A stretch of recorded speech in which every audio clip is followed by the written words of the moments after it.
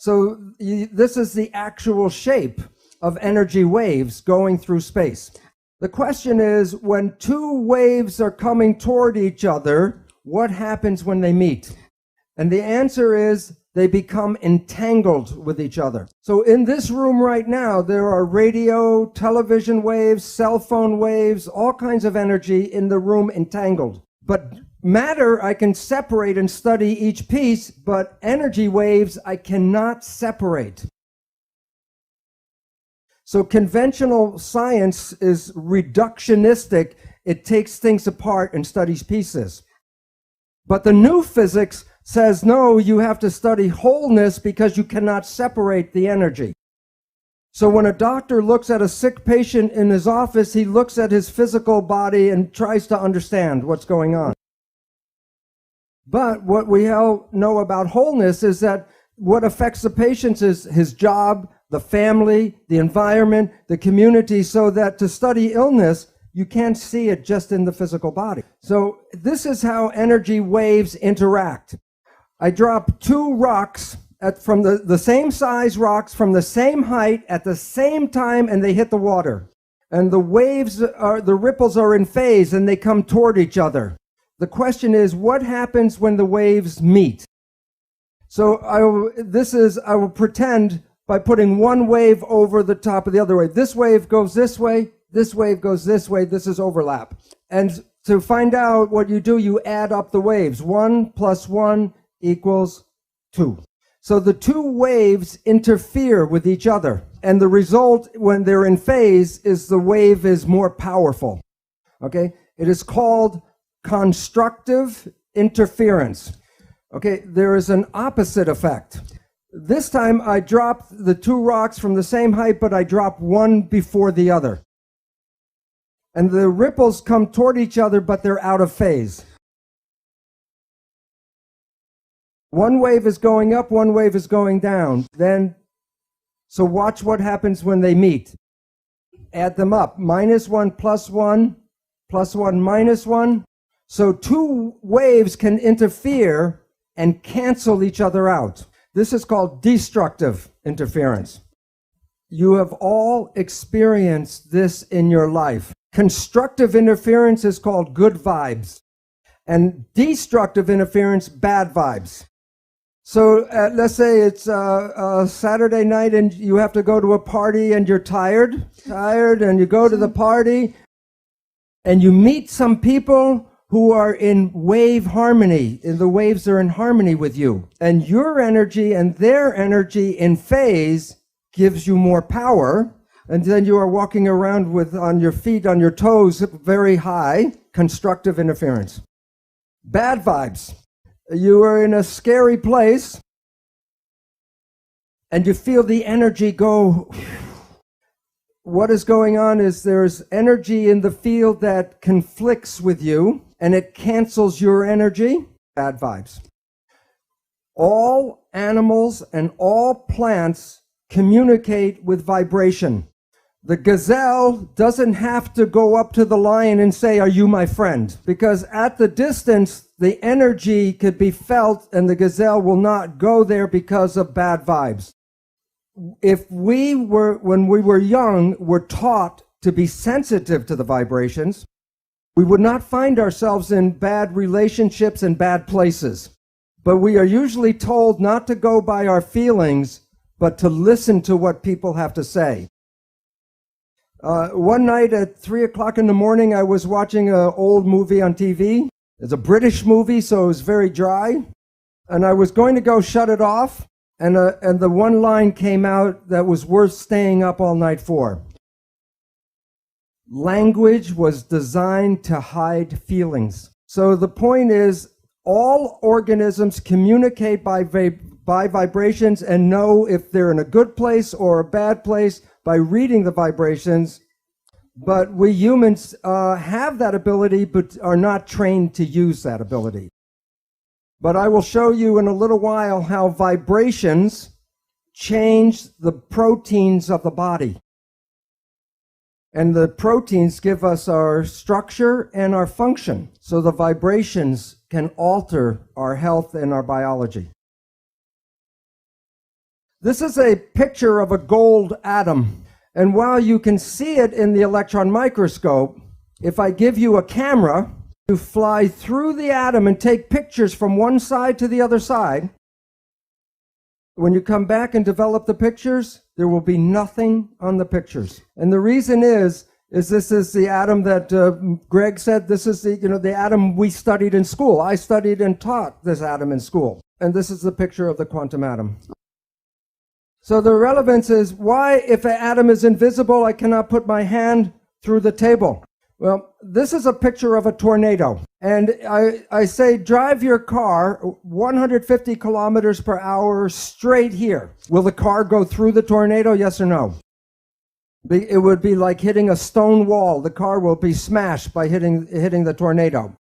And yet you can see the tornado, so you say it's physical. But if you take the dirt and the dust out, and you then drive across the field at 150 kilometers per hour right here, it would be like a clear day, and then you would hit like a stone wall. And the reason is that there's a force field, a force, and you can't go through that force. And atoms are miniature tornadoes. So when we talk about the atom in a textbook, we have the nucleus and the electrons in shells. The protons are positive and the electrons are negative. And every atom has an equal number of protons and electrons. So every atom is neutral. However, the electrons are not equally distributed. So that on this side of the atom, it's more negative, and this side more positive. So if I break a voltmeter and read here is negative, if I take the voltmeter and read here is positive. But instead of moving the voltmeter from negative and then move it here as positive, all atoms are spinning all the time. So as this atom is spinning, then I put a voltmeter, and one side red is positive and negative, red and blue. So you are watching the waves of positive and negative, and I record them. And then when you look at the character of the atom, you see the character is a wave. So atoms are, in physics, in today's physics, they study the electrical activity of atoms. When you and I went to school, we studied the physical character of the atom, the mass and the weight. And today, physics studies the vibration, not the physical. So that all atoms create waves. So that the picture of the atom is like the waves with the atom in the center. So when we want to study atoms, when you use Newtonian physics, you study two particles hitting each other like billiard balls. But in quantum physics, we don't study the particles, because in quantum physics, we study the waves. And we study how the waves interference. So there's constructive and destructive interference between atoms. All of the waves together is called the field. So you're made out of atoms, but you also are the field. So you are connected to everything because you can't separate waves.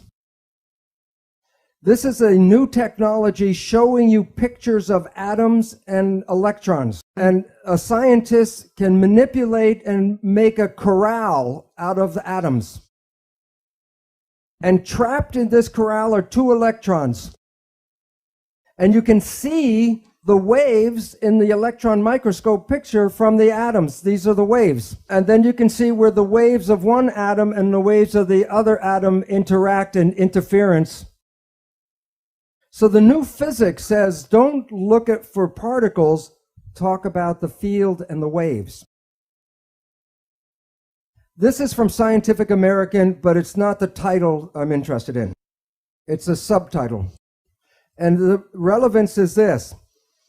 Are you made out of atoms and molecules, yes or no? Because if you are, then you are giving off light and energy, and you are absorbing light and energy. So while you see yourself as a physical entity, in the new physics, you are energy waves interacting with each other in the room right now. In the old days, this was the only color picture in my chemistry textbook. And it's the spectrum of emission for each element in the periodic table. There are different frequencies for each atom. What's interesting is in medicine, we don't study energy. The reason is the drug companies sell chemicals, they don't sell energy. So interesting is that every element has its own vibrational frequency. And the newest technology in medicine was designed by physicists. CAT scan, MRI, sonogram. And what's interesting is the physicists designed the machine, and what you're reading are the vibrations of the cells in the tissues, and the specific vibrations can tell you if the cells are in health or disease. But medical doctors don't understand the nature of energy. So they will use this as a map to find where a cancer is. And then use a scalpel and cut out the cancer. But remember, all atoms give off energy and all atoms absorb energy. And when two energies interfere, you can change the power from zero, from destructive, to increase the power, constructive interference. So instead of using a scalpel to cut out a cancer, you should be able to put energy into this cancer and cause the cancer to go away. And this is the physical foundation for hands-on healing for thousands of years. This is a simple experiment I did at my home for cheap. I took a piece of iron and a file and filed it and made iron dust. And I put the iron filings in a salt shaker and sprinkled them on the paper. Every time I sprinkle it, I get a random pile. So if I throw this away and do it again, I get a random pile. But the next experiment, more expensive, I buy a magnet. Now I sprinkle the filings, and what do I get? I get the magnetic field shaped by the filings. And the significance is very important. The filings without the magnetic field are random, but when I put the field in, the field shapes matter. And the significance is by Albert Einstein. I'll make a quote from Albert Einstein. The field is the sole governing agency of the particle. And so that the energy invisible fields shape matter. Can you explain the pattern of the iron filings if you do not understand the field? Yes or no? No.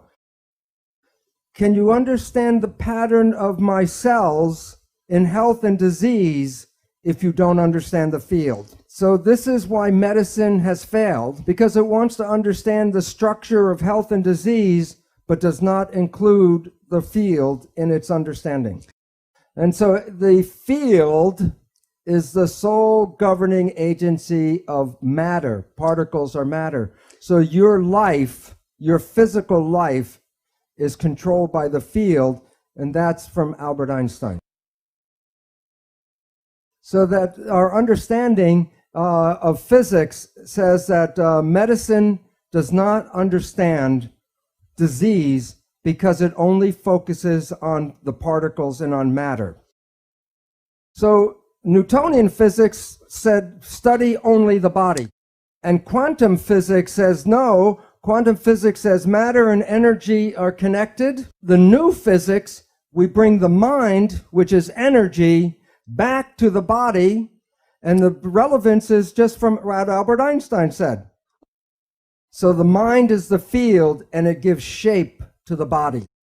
So what you are believing and what you are thinking changes your body.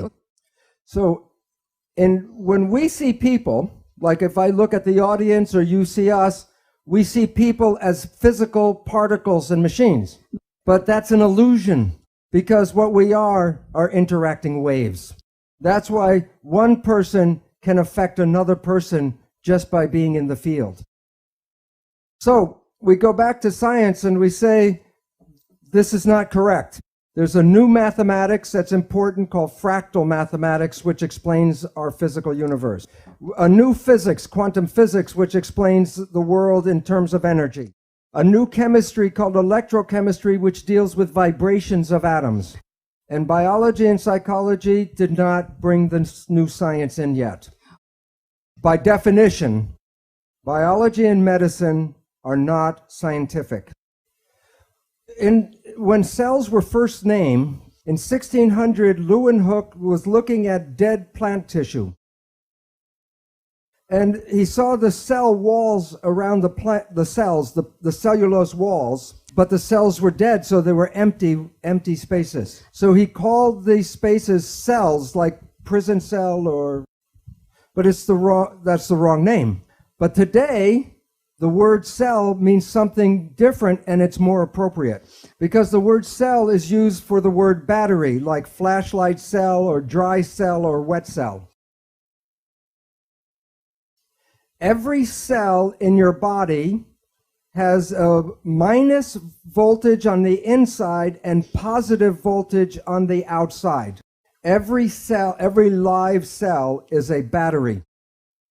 Every cell has about 1.4 volts, not too much. But 50 trillion cells in the body times 1.4 volts is 700 trillion volts of electricity in your body right now. And with training and meditation, you can focus this energy called chi, and you can use that energy for healing. With that much voltage, people can self-combust. Assumption number one, false. All right. Assumption number two, genes control biology. In the textbooks, they talk about the nucleus controlling the cell. And that's in today's textbooks, in grammar school through medical school. And the nucleus has the DNA, and the DNA is believed to be the control.